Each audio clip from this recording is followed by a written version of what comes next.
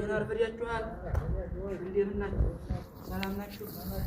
አጣ መሐመድ ቶሎ በይ እስኪ ምንጣፉን አንጥፊ። እንግዲህ መጥቷል። ፈጠን አድርጊው። ምግቡ ወደ ቤት ምግቡ ደግ ነህ። እናንተሳ ግቡ ቤት ግቡ ቤት። እሺ ኧረ ግድ የላችሁም።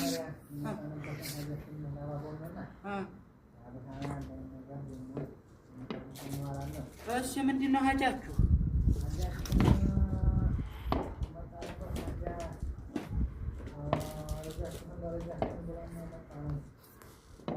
ወይተኛይቱ እንዴ አረብ ሀገር ያላችሁ ነው? አረብ ሀገር ያላችሁ ነው? ዘውዴን ታዲያ እነሱ አውርተው ነው የላኳችሁ?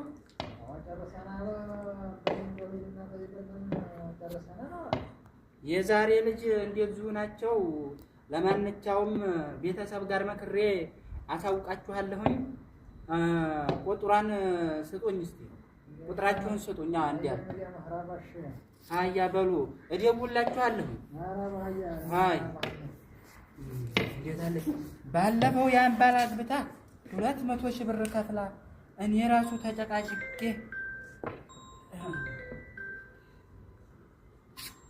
ደወለች መናጤ። ሃሎ አላባዬ አንቺ ለመሆኑ አትቀጭም እንዴ? ባለፈው ታይ አይሆንሽም ስልሽ ያን የተረገመ አግብተሽ አስረግዙ 200 ሺህ ብር ተቀብሎ ፈተሽ የዛ ቁስል ምን ጊዜ ጠፍቶ ነው አሁን ባል ብለሽ የምትርቂብኝ ሰው ጋር ልታነካኪኝ በልበል ላይ ብላልሽና እኔ ለመሆኑ ምንድነው አላማሽ?